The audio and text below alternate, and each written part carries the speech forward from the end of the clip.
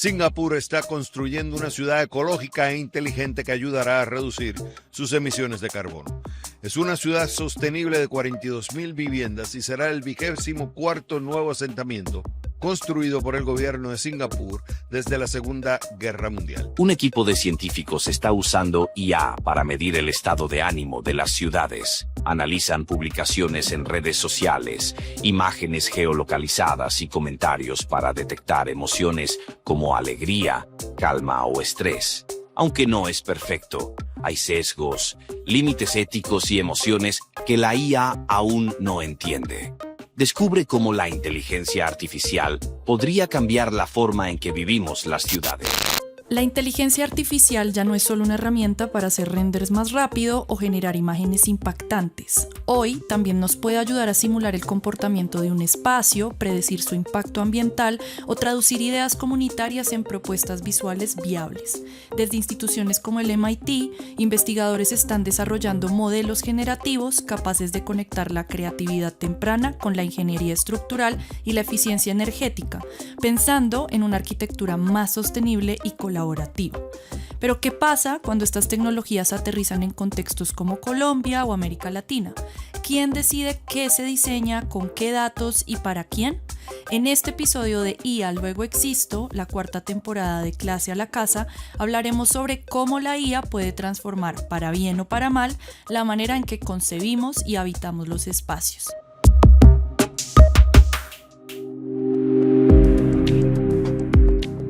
Bienvenidos a IA Luego Existo, la 4ª temporada de Clase a la Casa, un podcast producido por 070 Podcast. En esta temporada exploraremos, desde el arte hasta la medicina, cómo la llegada de la inteligencia artificial a nuestras vidas abre nuevas conversaciones sobre nuestro día a día, nuestra visión del mundo y sobre nuevos horizontes del presente y del futuro. Porque entender la IA nos ayuda a decidir en qué sociedad queremos vivir.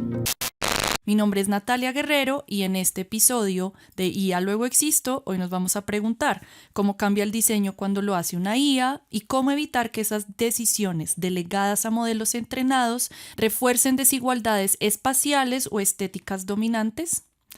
Bueno, el día de hoy, para responder a estas preguntas, tenemos a 2 invitadas muy especiales. A ambas muchas gracias por estar el día de hoy acá en este nuevo episodio. Tenemos a Zaira Vaquero Rodríguez, quien es arquitecta de la Universidad de La Salle y magíster en arquitectura de la Universidad de los Andes. Su tesis se titula CODIA, Metodología de Diseño Participativo aplicado con inteligencia artificial en un contexto de diseño arquitectónico comercial, y propone el uso de la IA generativa como herramienta para facilitar procesos colaborativos entre arquitectos, usuarios y otros actores involucrados en el diseño de interiores. Zaira, hola, ¿cómo estás? Muchas gracias por estar acá el día de hoy. Hola, no, muchas gracias a ustedes por la invitación. Qué chévere este espacio. Qué chévere que nos acompañes. Y Ana María Bustamante Duarte, quien es profesora asistente del Departamento de Arquitectura de la Universidad de los Andes y quien es investigadora también de una amplia trayectoria internacional en temas de planificación urbana, justicia de datos, tecnologías geoespaciales y estudios críticos de geodatos. Su trabajo se ha desarrollado en Colombia, Alemania, Indonesia y Países Bajos, donde ha liderado proyectos de investigación sobre gobernanza territorial, diseño participativo con comunidades desplazadas y ética del manejo de datos en contextos urbanos. Ana, muchas gracias por acompañarnos el día de hoy también. No, gracias Natalia, a ustedes por la invitación. Bueno, muchas gracias.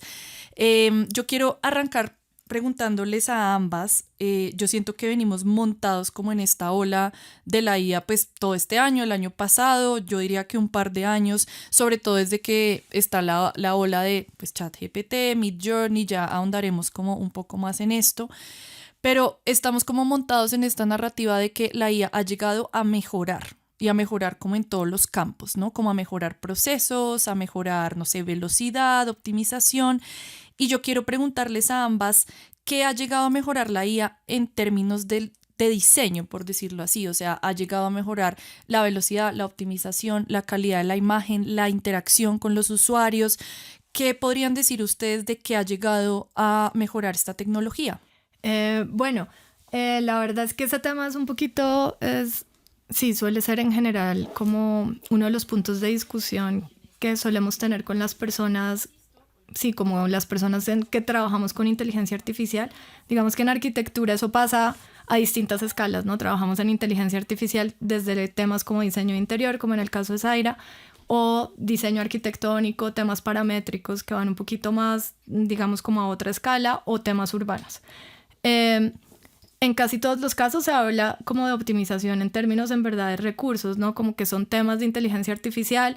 La inteligencia actual nos ayuda o, no sé, como acelerar elementos de análisis, de entendimientos de espacios, encontrar puntos críticos, poder hacer planificación o propuestas de espacios a distintas escalas también, que antes sacábamos en, no sé, en tiempos de una semana, visualizarlos, que ahorita Zaira seguro les cuento un poco más de eso, pero por ejemplo a la escala que yo suelo trabajar más, que es como escala de territorios, suele hablarse también como de optimización y mejoramiento en la gestión de los territorios, de la idea de recolección de datos para poder proponer dónde van mejores cosas en términos de infraestructura, soluciones como de servicios públicos, ¿no?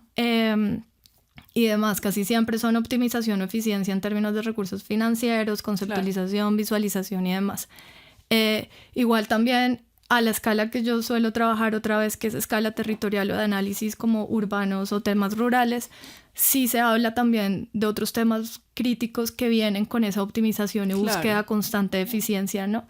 Como el impacto, ¿no? Efectivamente, porque además suele estar muy pegado no solamente en la conceptualización, el diseño y la implementación, sino también en temas de las gestiones de esos mismos espacios o términos como de, no sé, sugerencia, por ejemplo, de usos de suelo o temas de planificación territorial que comienzan a venir. Como el manejo que viene ahí con ese uso. Ok, yo creo que ahorita más adelante vamos a ahondar en esos temas. De una. ¿Y tú, Zaira, qué dirías con lo que has trabajado?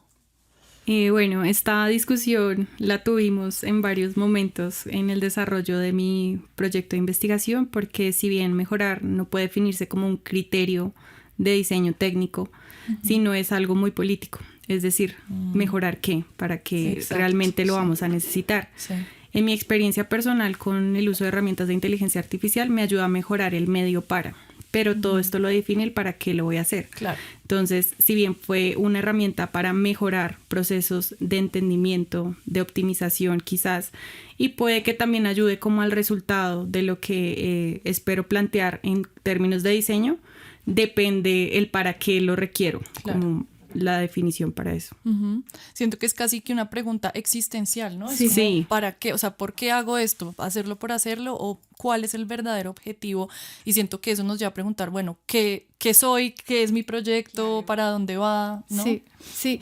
Pues sobre ese punto, perdón, ahí es como, no sé, yo doy un curso que se llama Ciudad y Justicia de Datos y una parte de la discusión siempre suele ser es eficiente y es óptimo eso para quién y para qué, ¿no? Es decir, si hay unas comunidades, por ejemplo, que suelen no estar representadas en ciertas cosas, o sea, como de la optimización de esos sistemas, o porque no los manejan, o porque no acceden, o porque no están representados en los datos, pues ya comienza a ser como un tema pues un poquito más complicado en la generalidad. Sí, yo creo que también seguiremos como ahondando a lo largo de la conversación en esos temas. Yo quiero preguntarle a Zaira, que era algo que hablábamos también con Ana ahorita, y es cuando planteamos este cuestionario, había una pregunta relacionada con el AutoCAD y decíamos desde la redacción como, pero es que el AutoCAD incluso ya es IA. Y con Ana lo hablábamos ahorita y decíamos, pues es que incluso Word es IA, solo como que ahorita viene esta tendencia específicamente de la IA generativa, que es como ChatGPT o estas aplicaciones que te generan imágenes, bueno, etcétera.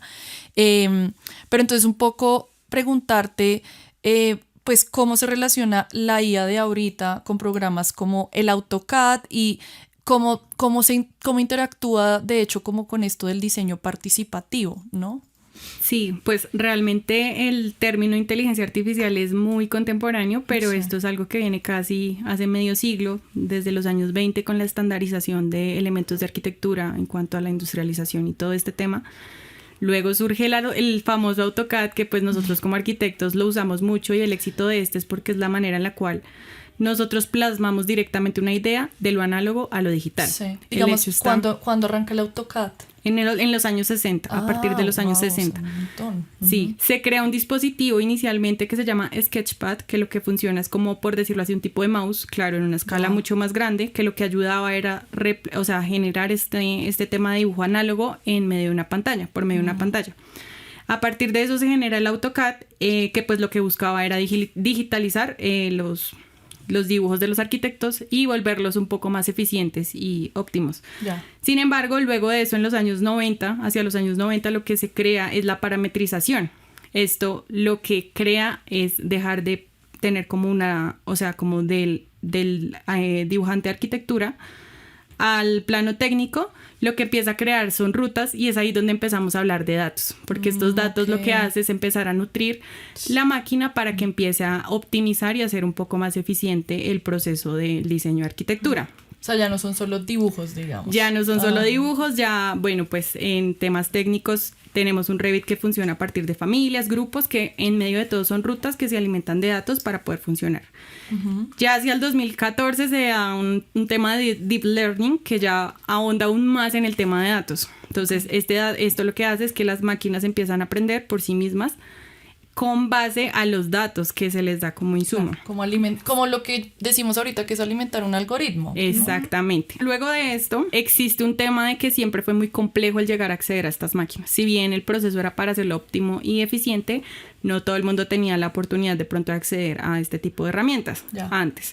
Ya con el tema de la inteligencia artificial generativa, cuando se crea OpenAI, lo que busca es democratizar el acceso a las herramientas de inteligencia artificial por medio de lenguajes muy intuitivos. Sí. Entonces ya es cuestión de entras, escribes y asimismo ha venido evolucionando el acceso a este tipo de herramientas. Pero en medio prompt. El prompt, así es. Pero el éxito del prompt, y si nos devolvemos hacia la primera instancia, siempre depende del insumo y los datos que uno debe incluir para generar un resultado. Sí. Toda esta historia que me cuentas y todo el proceso que nos explica Zaira me hace pensar que la gente en el campo de arquitectura y diseño quizá está más relacionada desde hace más años, se ha venido acercando a la dinámica que ahora conocemos como de interactuar con la inteligencia artificial generativa, ¿no? Como esto de los prompts y demás, por lo que me cuentas es como un proceso que ustedes ya manejan desde hace un tiempo, ¿no? Como metiendo datos, alimentando tecnologías.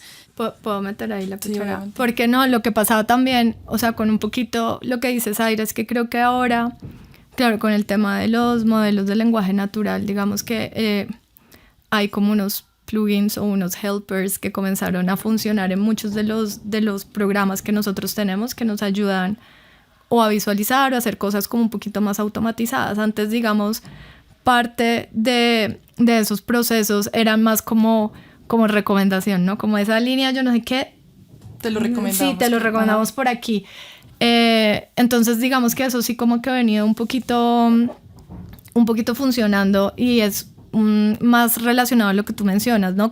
Y a lo que Zaira dice, que es lo intuitivo, ¿no? Como entre más se parece un poquito a la manera que nosotros hablamos o nos comunicamos, pues nos está ayudando más, porque antes requería unas capacidades técnicas o más profundas en programación para poder hacer ciertas cosas en esos sistemas que estaban pegados más al machine learning que a lo que ahora se denomina inteligencia artificial, que en parte de lo que denominan inteligencia artificial es machine learning, pero esa es discusión de otro lado.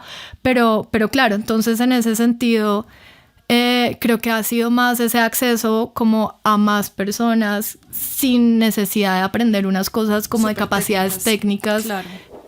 Sí, claro. Como en ese sentido. De hecho, eso es algo que te iba a preguntar, y es que uno de tus áreas de investigación, de experticia, es esto del diseño inclusivo, y yo quería, pues digamos, más allá de lo obvio que puede significar el concepto, quería que me explicaras eso, qué significa, o sea, cuándo un diseño es inclusivo o cuándo deja de serlo, y de qué manera la IA ha ayudado a, espero yo, que sea más inclusivo, o si de hecho ha generado que se abran brechas y el diseño deje de serlo. En otro espacio solíamos tener este tema como desde un campo que se llama el HCI o Human Computer Interaction, que está mucho más pegado a poder hacer esto para, no sé, cuerpos, grupos que son no normativos, ¿no? O sea, temas como de si tengo algún tipo de discapacidad, sea visual, motora o tal, ¿cómo puedo utilizar esto?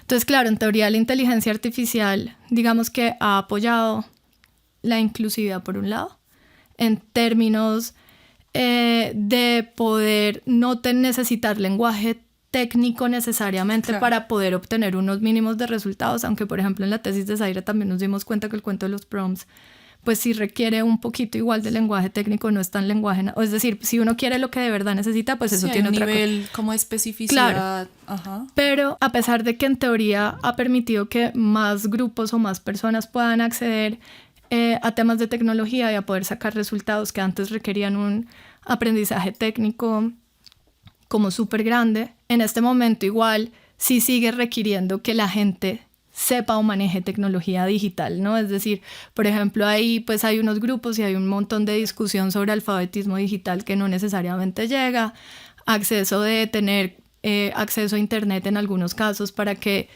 si es en tiempo real, que es otro de los aspectos que suele estar muy promovido con el uso de ciertas inteligencias artificiales, ¿no? O del uso de sistemas de datificación automatizados, que es como, no, es que nosotros respondemos o le podemos dar esto en tiempo real. Pues ese tiempo real depende de una conectividad que no todo el mundo tiene, ¿no? Entonces, claro, ahí la inclusividad, digamos, comienza a hacer en unos aspectos, pero sigue sacando otros, que es lo que solemos revisar. Claro, ahí empieza como a tener matices, ¿no? Y una cosa es como que yo creo que abre también brechas con lo que decías, o sea, empieza como a acercar y a hacer más accesible tecnologías para quienes están dentro de lo que es tener un computador o tener conexión a internet, pero pienso que la inteligencia artificial también ha llegado para abrir brechas que ya vienen profundas y que se profundizan aún más con, no sé, territorios no centrales que todavía no cuentan con una infraestructura de conexión a internet, por ejemplo, en el caso de nuestro país. Sí, total, e incluso también iba a poner un ejemplo más banal, si alguien quiere, no sé, si alguien está súper preocupado con su imagen pública porque no quiere, ¿no?, pertenecer, digamos, al ecosistema por toda la huella digital de lo que eso implica y todo lo que la gente puede llegar a saber de uno, predecir de uno solamente con el uso, pues esa persona igual no es que no pueda escoger estar ahí, sino que es que queda fuera de un montón de como temas de servicios públicos, infraestructura pública que sí dependen de esa hiperconexión para poderte, no sé, como surtir o dar lo que necesitas. Entonces eso es como otro tema. Este ejemplo me hace pensar en una de las, digamos, uno de los contextos que tiene nuestro país y nuestro continente y en general el sur global, que es como, por ejemplo, hablar de conexión. Tu trabajo ha estado muy enfocado como en lo geográfico y en pensarse de manera crítica también como este sesgo o estas diferencias entre el norte global y el sur global. Y yo ahí quiero preguntarte como cuando hablamos de diseño inclusivo, cómo empieza a generarse una tensión como entre las tecnologías diseñadas y creadas en el norte global para usarse en contextos como el de nuestro continente, que tienen otros retos, otras complejidades, otras formas de conformarse como territorio y comunidad, ¿no? Uy, esa pregunta es súper interesante, pero además es súper amplia, entonces a ver si lo logro. Entre las dos puede ser. Sí, ahí sí lo logramos, porque tuvimos en parte una discusión al respecto también durante la tesis de Zaira. Claro, o sea, digamos que este tema además no solamente es como que lo estamos discutiendo nosotros, sino que hay pues un montón de autores también en México, en Argentina, en Chile, que están como hablando perfectamente sobre estas diferencias entre sistemas y estrategias de datificación y sistemas automatizados que llegan con unos estándares y unos valores y unos, digamos, unas variables priorizadas y que incluso son no solamente las que se priorizan, sino también las que se deciden tener en estos sistemas como importantes, que no necesariamente representan las realidades de lo nuestro, ¿no? Eso es un poquito, digamos que en temas de diseño urbano y planificación urbana, esta discusión fuera de lo digital ha llevado como muchos años, ¿no? Cada vez que salen, no sé, conceptos como la ciudad de los 15 minutos y bueno, cosas así. Nosotros que salen de otros lados, intentamos poner acá, siempre es como, pero eso no necesariamente nos representa, ¿no? Y que como hay un montón de matices. Y con estos sistemas pasa un poquito lo mismo, ¿no? Es como, se hicieron sobre realidades que no necesariamente son las nuestras, teniendo en cuenta, no sé, coberturas de infraestructura urbana digital como 1A, mejor sí, dicho. Y súper altas, sí. ¿No?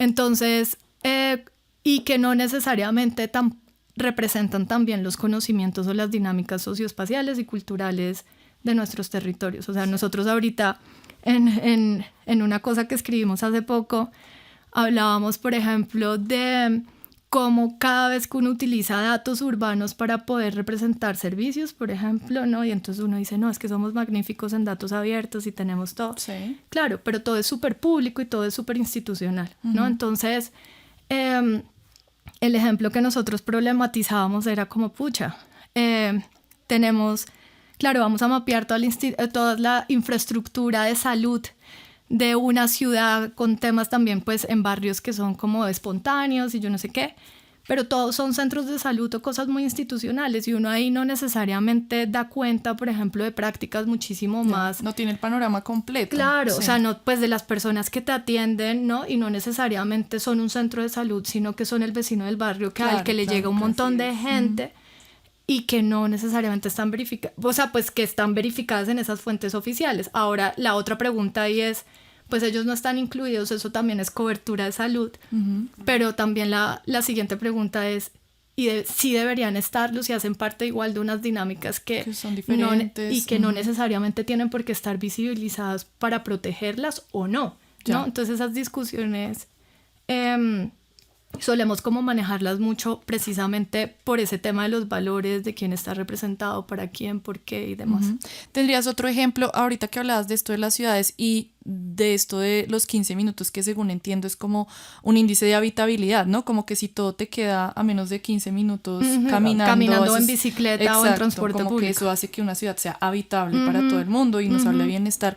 ¿Tienes algún ejemplo como entre una ciudad, por ejemplo, del norte global o como una tecnología que se haya enfocado en una ciudad de otro lado, enfocado, por ejemplo, a, no sé, un barrio, pues que es espontáneo, lo llamaste ahorita, acá en Bogotá, que recuerdes? Sí, es que intento no llamarlos informales, sí. porque no. Pues fíjate que hoy estábamos justo en una discusión de un proyecto de mapeo automático de asentamientos informales, que fundamentalmente es la utilización de imágenes satelitales, ¿no? Con una serie de algoritmos que permiten identificar, no sé, como construcciones, vías y tal de barrios que son, digamos, más espontáneos y demás, para tenerlos o generar cartografía oficial al respecto. Sí. Y claro, esos modelos pues muchos de ellos comenzaron en Europa, otros surgieron también en Estados Unidos, pero la mayoría de esos modelos siempre requieren entrenamiento, o sea, la automatización en verdad requiere una fase de entrenamiento del modelo en las condiciones contextuales, porque un asentamiento informal en Colombia no necesariamente tiene las mismas características físicas de un asentamiento o un kampung en Indonesia, ¿no? Las geometrías, el tamaño de las vías, la materialidad, demás. Claro. Entonces, solamente en la parte física eso pasa. Entonces, claro, uno dice, no, pues eso me va a quitar, que esta discusión también la teníamos mucho con Zaire, es como, no, pues yo implemento esto súper automatizado, me lo traigo. En 2 meses lo tengo funcionando en Colombia, con certeza, no sé, como voy a ser súper exagerada, la gente técnica aquí me puede pelear, más del 80% y yo no sé qué, pero eso es falso, en verdad, toca rodarlo, volver, meter otra vez datos, preguntarle a expertos, preguntarle a gente de comunidad, ¿cuál es tu definición de asentamiento informal? ¿Qué cosas los incluyen, no? Vuelva y ruede, vuelva y vea y a ver, porque claro, una vez estén, casi siempre estos proyectos están financiados por instituciones gubernamentales, entonces una vez esté el mapa del asentamiento informal, tiene un montón de consecuencias, ¿no? Claro, o sea, eso ya es institucionalizado, digamos, o sea, es pues, lo que va a hacer. Claro, y es la cartografía sobre la que se toman decisiones sobre reasentamientos, inversión de infraestructura, cálculos de demográficas, ¿no? Entonces, pues tiene que estar muy bien. Las consecuencias de eso son... Una responsabilidad gigante. Claro, entonces ese pues sería mi mejor ejemplo al respecto en el momento. Igual me parece muy bello porque con tu respuesta casi que hablas de un pimponeo de por más que la tecnología esté, el sistema esté, el entrenamiento esté dado, casi que en este momento aún se ven obligados a volver a la humanidad, diría yo, como de entender el barrio, entender la estructura, hablar con la gente, como que es un pimponeo entre el algoritmo, el sistema, la máquina, como queramos llamarlo, y lo que está sucediendo materialmente en un lugar con una gente, con seres humanos, ¿no? Y me parece lindo como que ese ejemplo dé cuenta de eso. ¿Tú cómo la ves, Zaira? Bueno, esto me lleva también a como mencionaba Ana, a la discusión que tuvimos cuando estábamos desarrollando Codia, y era, bueno, realmente, ¿cuál es el objetivo? ¿Automatizar algún tipo de proceso? Volvemos al qué queremos mejorar frente a lo que vamos a desarrollar. Y realmente el objetivo no era ese, sino la redistribución de la agencia en el diseño para que más personas pudiesen incidir en él. Entonces, yo tuve como esa, podría decirle, problemática, porque en algún momento pensaba como si la participación debe estar involucrada en todos los aspectos, y bueno, ¿cómo voy a hacer para mediar todo este proceso, que era lo que yo esperaba por medio de tecnologías? Y el proceso nos llevó a algo muy bello, que fue volver a lo análogo. Es muy difícil mediar un proceso sin tener el tacto en medio de todos somos seres humanos, de contacto, de palabras, de intentar estructurar ese tipo de datos, de insumos, para mediarlas por medio de inteligencia artificial. Nos llevó a tener esta conversación análoga, porque eso hizo mucho más óptimo el resultado. Entonces, sigue siendo muy latente el involucrar en medio de todo la participación de las personas. Entonces, por sí sola la herramienta no es que mejore algún tipo de proceso, en este caso estamos hablando del diseño, ni su resultado. Y puede que la IA pueda amplificar capacidades, pero también puede generar desigualdades si no se usa pensando en los que van a quedar afuera o en los que realmente están adentro. En mi caso puntual, en el desarrollo del proyecto, hubo un momento en el cual tenía a muchas personas participando y fue como, Dios, como me encantaría incluirles a todos, pero realmente era muy complicado, porque todos tenemos una agencia y un nivel de participación que, si bien puede ser para estructurar ciudades, también implica un proceso importante en cuanto al diseño. Es decir, todos tenemos un uso particular en algún momento de la vida. Puede que tú estés en el inicio del desarrollo del diseño del proyecto, como tú puedes llegar a ser la persona usuaria de él. Entonces, es entender la agencia y la importancia de qué datos debemos tomar para desarrollar este tipo de proyectos. Entonces, siento que todo esto nos lleva a que nosotros seguimos siendo el punto, las herramientas siguen siendo el medio, y de esto depende el resultado. Bueno, me parece maravilloso cómo todas las respuestas nos van llevando a una conclusión que voy a delinear, y es que hemos hablado acá de lo que es un diseño sostenible o un diseño inclusivo, pero que esto no se puede generar a partir de soluciones automatizadas o estandarizadas, sino que siempre tiene que estar ese componente humano y ese pimponeo, ¿no? ¿Estamos de acuerdo ahí en eso? Sí, de acuerdo, al 100%. Ok, bueno, vamos para una pausa muy pequeña y ya regresamos. Hola, les habla Santiago, editor de 070. Paso por acá solo para invitarles a escuchar Cancionero Nacional de la Desigualdad, nuestra nueva miniserie de podcast en la que emprendemos un viaje por las canciones que han puesto en palabras y ritmos algunas de las injusticias que aún seguimos viviendo en Colombia. Desde himnos que se coronaron durante el estallido social, pasando por clásicos históricos de ese sonido a los que llamamos folclore, o canciones que ahora son bandera de las feministas en Colombia. En cada episodio del Cancionero Nacional exploramos y analizamos una canción que lo cambió todo, un contexto específico que inspiró esa canción y un artista que quiso señalar injusticias, desigualdades y motivar a un cambio real en nuestra sociedad a través de su música. Así que ya sabe, escuche Cancionero Nacional de la Desigualdad desde 070 Podcast en su plataforma de podcast favorita. Bueno, regresamos a este episodio de Y a Luego Existo para hablar un poco de quién tiene el control en términos de diseño y arquitectura y qué pasa con ese control en tiempos de inteligencia artificial. Ahorita con Ana estábamos hablando de pues la responsabilidad que implicaba diseñar sobre un espacio sin tener en cuenta pues contextos muy propios de cada territorio, ¿sí? De que estos diseños, de que este trabajo luego pasa a ser institucionalizado, y sobre esos diseños y sobre esos proyectos pues empiezan a tomar decisiones pues políticas y de política pública incluso, pero quiero que ahondemos un poco más en qué sucede cuando no se tiene en cuenta eso, es decir, cuando no se tiene en cuenta ni el espacio, ni las comunidades que los habitan, ni las redes que tejen, ni las comunidades pues que se forman allí, como hablando de impactos muy concretos que pueden llegar a pasar. Quería que nos contaras un poco sobre eso, Zaira. Bueno, quiero iniciar porque todo esto es como un insumo muy importante. Si bien los datos los entendemos desde lo cuantitativo, todas las personas son datos. Puede que no los datos representen a las personas, pero siguen siendo datos. Entonces, cuando hablamos de datos versus personas, puede generarse como una dicotomía, una falsa dicotomía de, pues, como que no se tiene en cuenta. Una cosa pero o la otra, ¿no? Exactamente, pero realmente algo que vi muy interesante, de hecho en una clase con Ana, no fue en el proyecto de mi maestría, fue la importancia de clasificar estos datos, de que existen datos cuantitativos y datos cualitativos, que pues de cierta manera son las que construyen el territorio de ciudad. Entonces, las personas con sus voces, prácticas, trayectorias y sus imaginarios nos ayudan a construir un panorama muy importante para el desarrollo de esto. Y realmente el problema no es usar los datos solamente para diseñar una ciudad, sino que los datos lo hacen realmente quien los produce.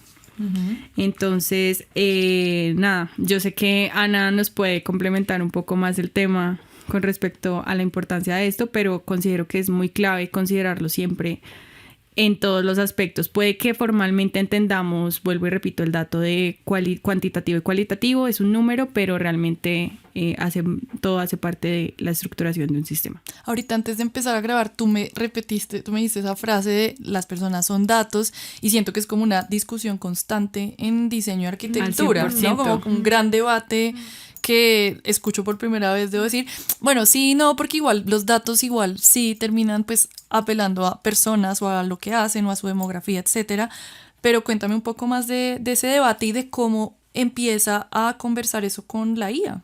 Claro, lo que pasa es que ese debate es grande porque generalmente cuando se habla de datos, el imaginario de la gran mayoría de la gente es que los datos son cuantitativos, es decir, son solo números y cosas que miden, ¿no? Y digamos que en arquitectura, por el tipo de carrera que nosotros somos, ¿no? Como de intentar entender que un espacio que se diseña pues tiene unas implicaciones en el habitar, en el sentir, ¿no? Sí, como en esa generalidad. Los datos que nosotros solemos pues como manejar son más cualitativo-espaciales, ¿no? También, es decir, tenemos muchas cosas cuantitativas de que la cantidad de gente, de cuánta gente va a ir, que si se necesita, que si de verdad, ¿no? Que si los metros cuadrados, bueno, en fin. Sí. Pero también tenemos ese tema de las percepciones en ese sentido. Claro, pues para nosotros los datos que son claves también tienen todo que ver con las personas, con las experiencias, como con ese sentir.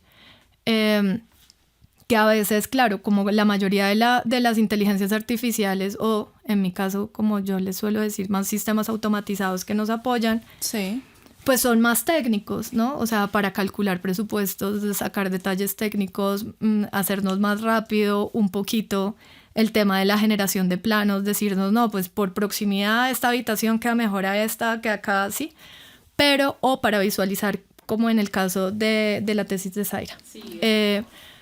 Pero esa discusión de nosotros pues es súper clave, porque al final entonces cómo terminamos haciendo que esto, como que los datos sí representen a la gente, sí, y al todo. Sí sean personas. Claro, sí.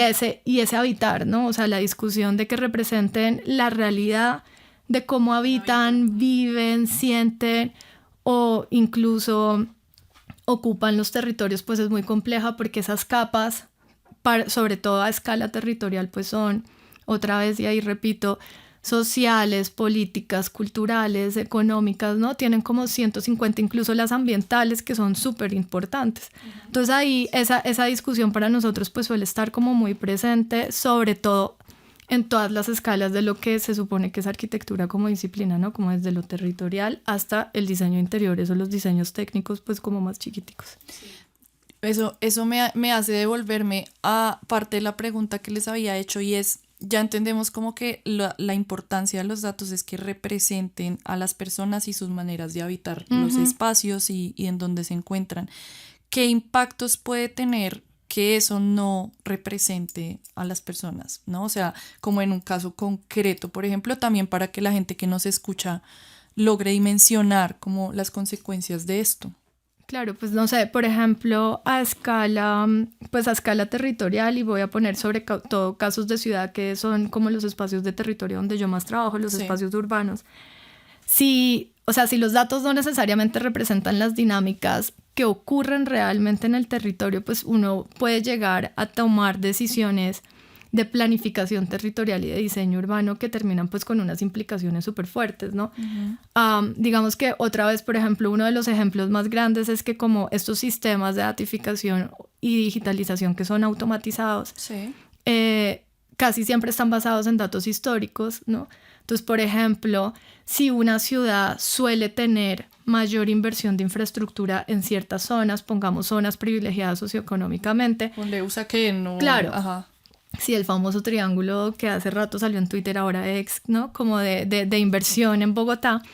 Pero claro, si eso pasa, por ejemplo, como en zonas como Usaquén, Chapinero o lo que sea, suele suceder que si esos son los datos que se quedan, y asumamos que en Bogotá esos datos son súper históricos y con eso se alimenta un sistema saca la tendencia. Claro, entonces lo siguiente que va a sugerir es hacer mayor infraestructura ahí o el contrario, ¿no? O sobresaturar de infraestructura zonas donde en teoría no sale nada, pero que no necesariamente son absolutamente necesarias solamente por oposición al otro, eso depende Claro. Entonces, claro, esas representaciones como de super o sobreinversión en unos lugares o subinversión en otros, ¿no? Suelen ser como de las cosas más típicas que pasan acá. En esto también tenemos 150.000 ejemplos, por ejemplo, de hipervisibilización de ciertas comunidades o como subvisibilización de otras, en casos, por ejemplo, de sistemas automatizados de datificación y digitalización para la predicción de crimen y alocación de fuerzas policíacas, ¿no? Esos casos son súper sobre todo del norte global, pero se están comenzando a repetir ahora en Latinoamérica por la utilización de estos sistemas, digamos como en ciertos países. Colombia está comenzando también a meter sistemas predictivos de crimen, bueno, en fin. Entonces, claro, ese tipo de cosas pues tienen esas consecuencias, ¿no? Todo esto que acaban de explicarme me hace pensar como en este concepto que yo creo que está relacionado, me dicen si estoy equivocada, como en este concepto de justicia de datos, ¿no? Que es como pienso yo que viene como una escala desde quién recopila los datos hasta quiénes aparecen en estos datos, hasta para quién son estos datos y qué se decide con base en esos datos.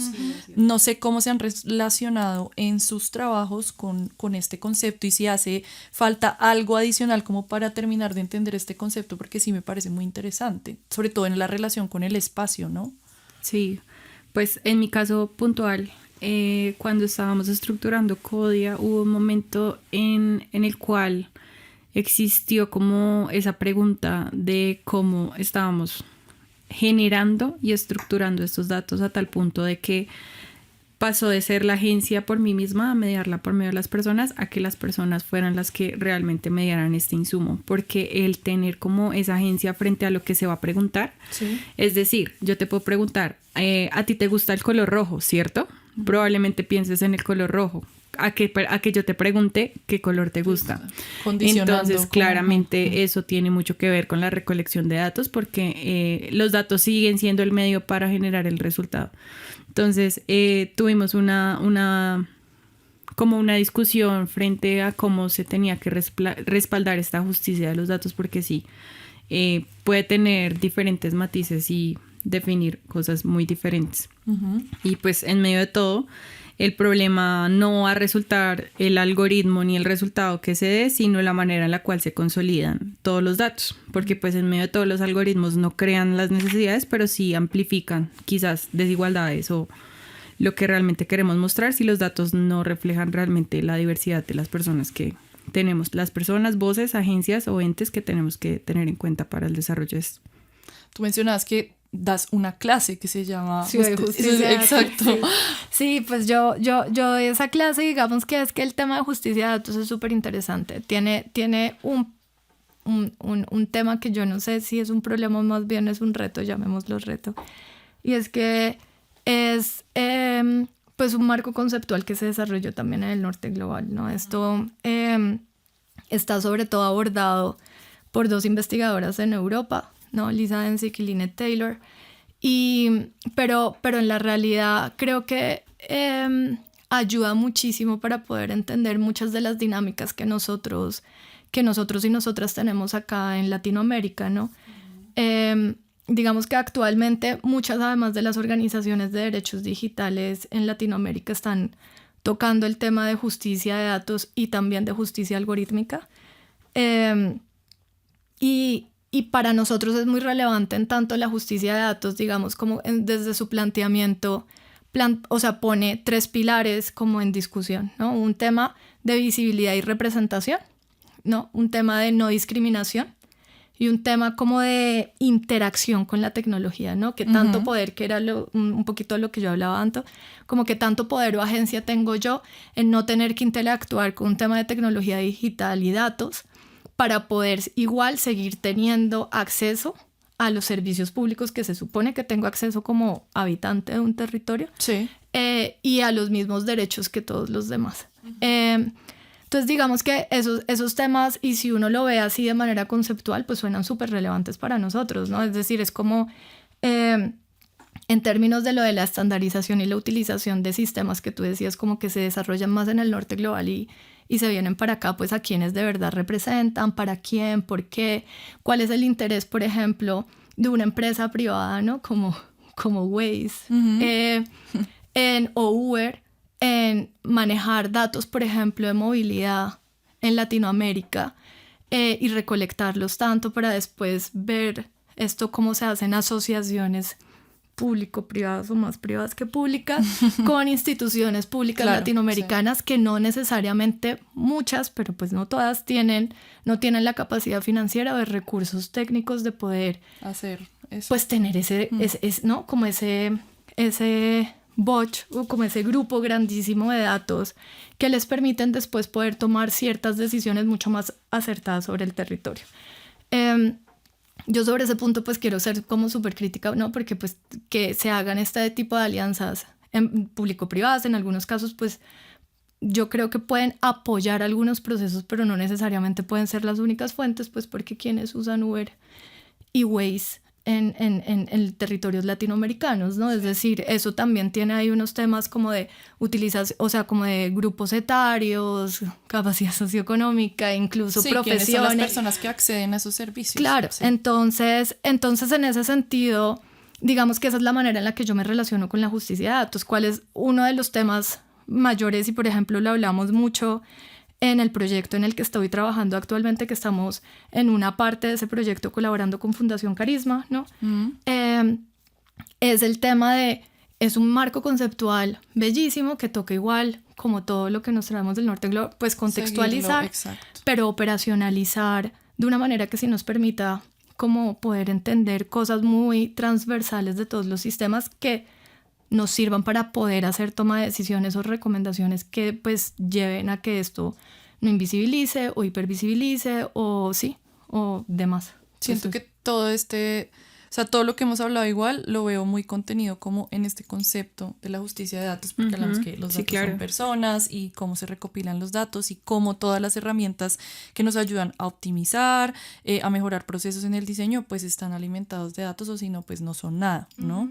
Yo quiero que vayamos cerrando esta conversación, que el tiempo ya se nos ha acabado, pero quisiera preguntarles como cierre, ¿cuál sienten ustedes que es como el siguiente gran reto de esa interacción entre la inteligencia artificial y procesos de diseño? O que ustedes digan como deberíamos ponerle más atención a esto que se viene, ¿no? Es retador, pero creo que a la vez ha sido como un punto de mejora, porque cuando inicié el proceso de hacer mi proyecto de grado, había una gran barrera y continuaba siendo el uso de la herramienta y el acceso a ella. En medio de todo, si bien existen muchas otras herramientas que pueden utilizarse, sigue siendo un problema quizás si uno lo ve como desde un imaginario, como esto me va a quitar el trabajo, esto me va a robar las ideas, ¿sí? Que pasa en todos los campos. Claro, hoy en día. Entonces nos dimos cuenta que no es que nos vaya a quitar porque sigue dependiendo de nosotros. El punto está en cómo también la seguimos utilizando y pues esto también se alinea mucho a un tema también de justicia de datos, de un tema de ética, de cómo nosotros responsablemente vamos a dar como ese paso ya es una realidad. O sea, simplemente entrar a WhatsApp, puedes entrar a una búsqueda con inteligencia artificial. En tema de Facebook, lo que sea, es muy fácil acceder a ella. Entonces, el punto está más allá de la herramienta en nosotros, cómo nosotros nos involucramos a ella de una manera responsable, también teniendo ese plus que es lo que nos hace realmente unos profesionales capacitados para poder dar ese input al manejo de la misma. Entonces, creería que sería el reto más importante que podamos llegar a tener o que pueda llegar a tener. ¿Tú qué dirías, Ana? Sí, yo voy a hablar un poquito más como desde el campo en el que trabajo, digamos, con esto, ¿no? Y es que tú, Natalia, hace un rato, y de hecho Zaira también lo mencionó, ¿no?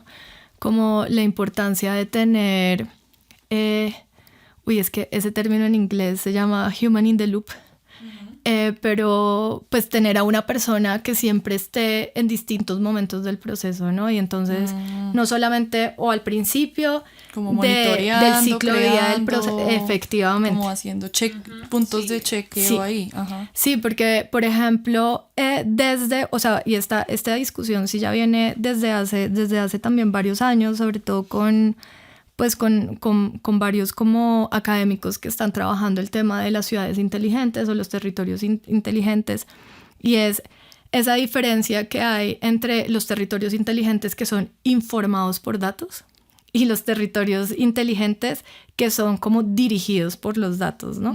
Y eso habla de dos cosas distintas, claro, porque habla precisamente de esa problematización de dónde están las personas dentro de los procesos de aplicación de esto, ¿no?